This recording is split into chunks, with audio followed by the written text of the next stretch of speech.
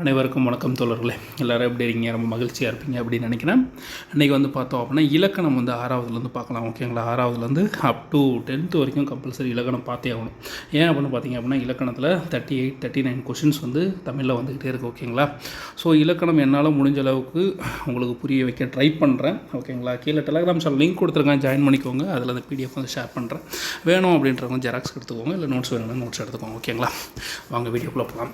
தமிழ் எழுத்துக்களின் வகையும் தொகையம் அப்படின்னு சொல்லிட்டு முதல் 6வதுல ஃபஸ்ட் இயரில் இருக்குது. உலகில் உள்ள ஒவ்வொரு பொருளையும் மனிதன் உற்று நோக்கி அவற்றின் இயல்புகளை அறிந்து கொண்டான். இவ்வாறே மொழியையும் ஆழ்ந்து கவனித்தான். மொழியை எவ்வாறு பேசவும் எழுதவும் வேண்டும் என்பதை வரையறை செய்தார். அந்த வரையறைகளை என்னன்னு சொல்கிறாங்க? இலக்கணம் அப்படின்னு சொல்கிறாங்க.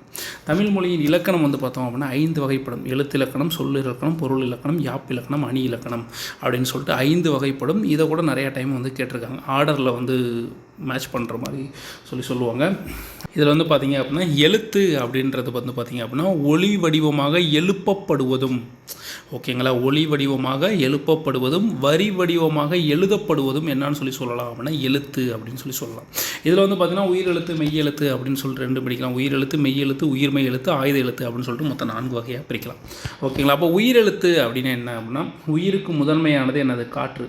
இயல்பாக காற்று வெளிப்படும் போது உயிரெழுத்துக்கள் பிறக்குது. என்னது? இயல்பாக காற்று ஒலிக்கும் போதே உயிரெழுத்துக்கள் பிறக்குது. எக்ஸாம்பிள் பார்த்தீங்கன்னா வாயை திறத்தல், உதடுகளை விரித்தல், உதடுகளை குவித்தல் ஆகிய எளிய செயல்பாடுகள் ஆ முதல் அவு வரை உள்ள 12 உயிரெழுத்துக்களும் என்ன பண்ணுது?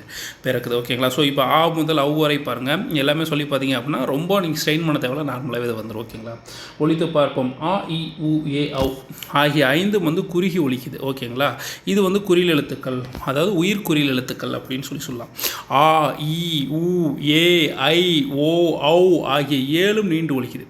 அப்போ இது உயிர் நெடில் எழுத்துக்கள். அப்போ உயிர் குறில் எழுத்துக்கள் எத்தனை இருக்குது? 5 இருக்குது. உயிர் நெடில் எழுத்துக்கள் எத்தனை இருக்குது? மொத்தம் 7 இருக்குது. ஓகேங்களா?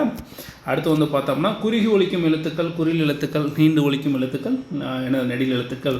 ஒவ்வொரு எழுத்தையும் உச்சரிப்பதற்கு ஒரு கால அளவு உண்டு.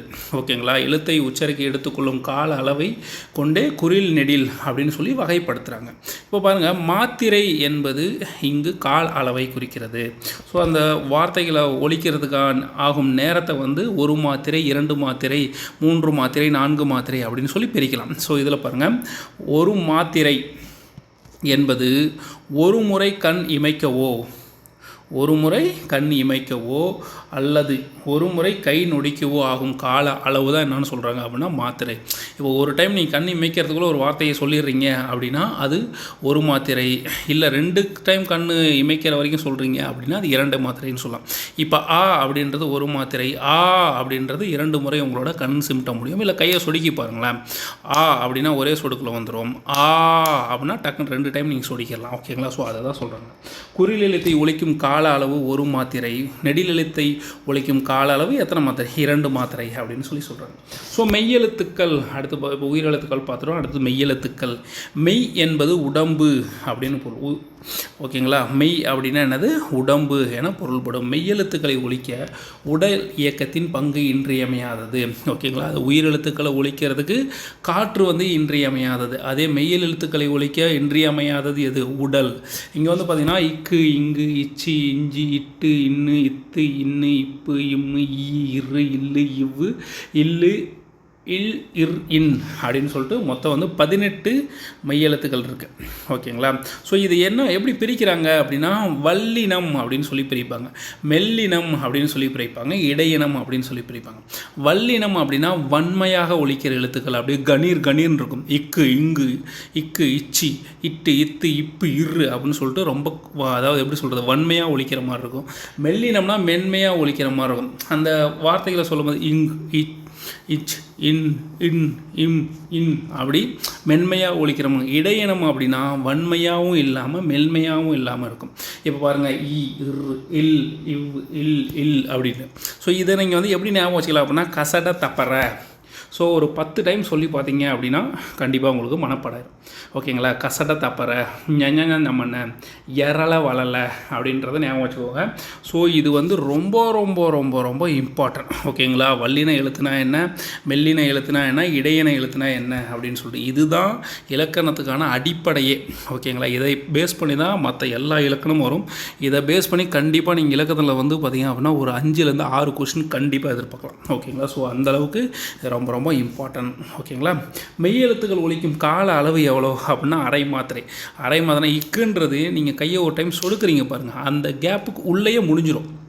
அதனால தான் இது என்னென்னு சொல்கிறாங்க, அரை மாத்திரை அப்படின்னு சொல்கிறாங்க. அப்போ உயிர் எழுத்துக்கள் அப்படின்னா ஒரு மாத்திரை, அதில் உயிர் குறில் எழுத்துக்கள்னால் ஒரு மாத்திரை, உயிர் நெடில் எழுத்துக்கள்னால் 2 மாத்திரை. ஓகேங்களா? இப்போ மெய் எழுத்துக்கள் பார்த்தோம். மெய் எழுத்துக்கள் எல்லாத்துக்குமே எத்தனை, 18 எழுத்துக்களுக்கும் அரை மாத்திரை தான். அடுத்து பாருங்கள், ஒலித்து பார்ப்போம்.